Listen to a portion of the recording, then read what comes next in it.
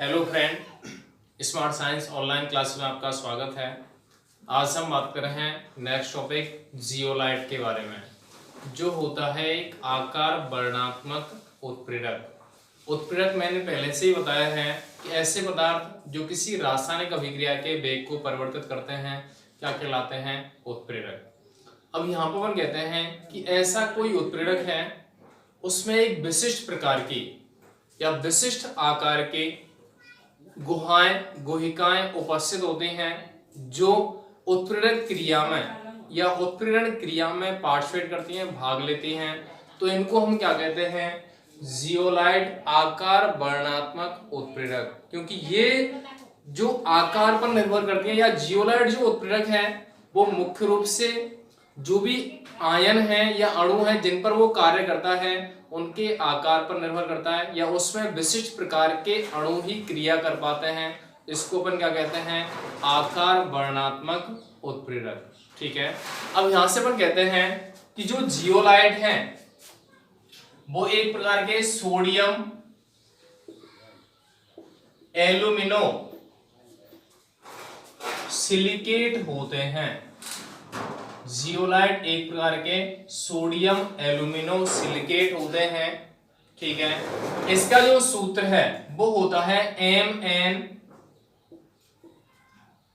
MnAlO2 का whole X SiO2 का whole Y dot MH2O क्या होता है? MnAlO2 का X SiO2 का होल Y कोष्टक बंद करेंगे MH2O। किसका सूत्र होता है? जियोलाइट का। इसका एग्जांपल अपन कह रहे हैं सोडियम एल्यूमिनो सिलिकेट है तो Na3 Al O2 का होल X SiO2 का होल Y डॉट MH2O ये होता है। M तो क्या होते हैं? क्रिस्टलन जल के अणु। N जो होता है वो मुख्य रूप से धातु का ऑक्सीकरण अंक होता है या ऑक्सीकरण अंक को व्यक्त कर पाता है। तो इसको हम क्या कहते हैं? Sodium alumino silicate. क्या कहते हैं जियोलाइट को? Sodium alumino silicate. अब आगे डिफाइन करेंगे अपन कि जब सिलिकॉन क्रिस्टल की संरचना में, सिलिकॉन क्रिस्टल हमने 11th क्लास में पढ़ा है, सिलिकॉन जो क्रिस्टल की संरचना है उसमें से कुछ सिलिकॉन परमाणुओं को, सिलिकॉन क्रिस्टल की संरचना में से कुछ सिलिकॉन परमाणुओं को हटा करके एल्युमिनियम परमाणु वहां पर प्रतिस्थापित कर दिए जाएं तो प्राप्त यौगिक या प्राप्त जो पदार्थ है वह क्या होता है? जियोलाइट होता है या सोडियम एल्यूमिनो सिलिकेट होता है। तो हम कह सकते हैं सिलिकॉन क्रिस्टल में से जब कुछ सिलिकॉन परमाणुओं को एल्युमिनियम द्वारा प्रतिस्थापित किया जाता है तो जियोलाइट का निर्माण होता है। इसकी जो संरचना है या जियोलाइट की जो संरचना है वह मधुमक्खी के छत्ते के समान होती है। किसके समान होती है? मधुमक्खी के छत्ते के समान। क्योंकि हमें बताया उस छत्ते की संरचना में कुछ छोटी छोटी गुहिकाएं उपस्थित होती हैं, गुहाएं उपस्थित होती हैं जिनका आकार निश्चित होता है। तो उन गुहाओं में एक निश्चित आकार के क्रियाधार अणु जुड़ जाते हैं और जिससे कि जियोलाइट उन क्रियाधार पर आसानी से क्रिया कर पाता है। तो हम ये कहते हैं जब जियोलाइट के संपर्क में जल के अणु आते हैं तो जल के अणु इन गुहिकाओं में उपस्थित हो जाते हैं। तो उस जियोलाइट को हम क्या कहते हैं? जल योजित जियोलाइट। क्योंकि वहां पर जल के अणु उन गुहाओं में उपस्थित हो गए, संचित हो गए, तो उसको हम क्या कहते हैं? जल योजित जियोलाइट। इसके अतिरिक्त जब जियोलाइट को हम गर्म करते हैं तो वहां से जो जल है वो निष्कासित हो जाएगा और उन आकार के छिद्रों में कोई विशिष्ट प्रकार के पदार्थ संचित हो जाते हैं। तो इसके माध्यम से कठोर जल को मृदु बनाने में या आयन विनिमय विधि द्वारा जियोलाइट के माध्यम से या आयन विनिमय विधि के अंतर्गत जियोलाइट द्वारा कठोर जल को मृदु बनाया जाता है। मतलब कठोर जल है वो मृदु बनाते हैं, उसका कारण या किसके माध्यम से बनाते हैं? एग्जांपल पूछते हैं कठोर जल को मृदु बनाने में कौन सा उत्प्रेरक यूज में आता है? तो अपन क्या कहते हैं? जियोलाइट। केवल एक शब्द का आंसर है तो 1 नंबर सीधा सीधा यहां से प्राप्त होता है। इसके अलावा जो जियोलाइट है इसका काम होता है यह हाइड्रोकार्बन से या अल्कोहल से पेट्रोल बनाने में भी प्रयुक्त होता है। तो अपन कह सकते हैं जियोलाइट का उपयोग पेट्रो रसायन उद्योगों में होता है। किसमें होता है? पेट्रोकेमिकल इंडस्ट्रीज या पेट्रो रसायन उद्योगों में। उनमें मुख्य रूप से जो यूज में आता है वो होता है कौन सा? ZSM-5। कौन सा होता है?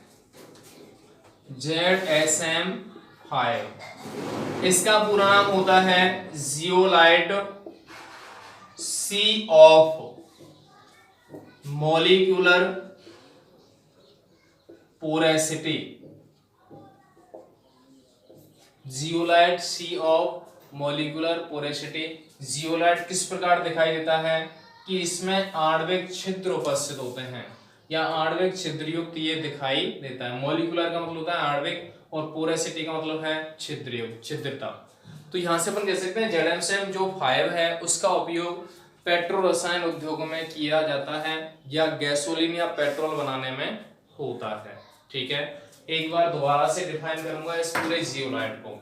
सुने, जियोलाइट एक आकार वर्णनात्मक उत्प्रेरक है जिसकी संरचना में विशिष्ट प्रकार के छिद्र उपस्थित होते हैं, जहां विशिष्ट प्रकार के अणु ही उसमें संचित होकर के क्रिया कर पाते हैं। जियोलाइट सोडियम एल्यूमिनोसिलिकेट होता है जिसका सूत्र होता है MnSiO2 का होल x वो MnAlO2 का होल x SiO2 का whole y dot MS2। Sodium aluminosilicate का सूत्र होता है Na3AlO2 का होल x SiO2 का होल y डॉट MS2। ठीक है, जियोलाइट की संरचना मधुमक्खी के छत्ते के समान होती है, अर्थात इसकी संरचना में छोटे छोटे छिद्र या गुहा उपस्थित होती हैं जिनका आकार विशिष्ट होता है। तो वहां पर विशिष्ट प्रकार के अणु ही आकर के संयोजित होते हैं। जब जियोलाइट में जल मिलाया जाता है तो जल के कुछ अणु या जल के जो कण हैं वो इन छिद्रों में समाहित हो जाते हैं, तो वह जियोलाइट क्या कहलाता है? जल योजित जियोलाइट। जब इसको गर्म करते तो जल के अणु वहां से निष्कासित हो जाते हैं और जो कठोर जल में उपस्थित आयंस हैं वो इन छिद्रों में उपस्थित हो जाते हैं। तो इस प्रक्रिया के माध्यम से आयन विधि, क्योंकि इस प्रक्रिया में जो काम आता है इस विधि को हम क्या कहते हैं? आयन विनिमय विधि। तो आयन विनिमय विधि में जियोलाइट का हम उपयोग करते हैं जिसके द्वारा कठोर जल को मृदु बनाया जाता है।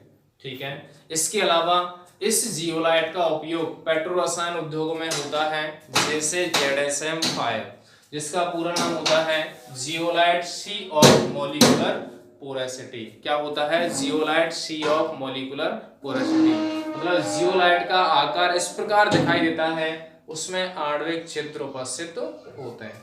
तो यहाँ पे छिद्रों के आकार पर ही या आकार के आधार पर ही यह विशिष्ट प्रकार के क्रियाधार पर ये क्रिया करता है। इस वजह से इसको हम क्या कहते हैं? आकार वर्णनात्मक उत्प्रेरक। तो ये टॉपिक यहाँ पे कंप्लीट होता है और उत्प्रेरक वाला जो टॉपिक है वो भी यहाँ पे क्लियर होता है, समाप्त होता है। और बात करेंगे इस चैप्टर के नेक्स्ट पार्ट कोलाइड के बारे में नेक्स्ट क्लास में। धन्यवाद।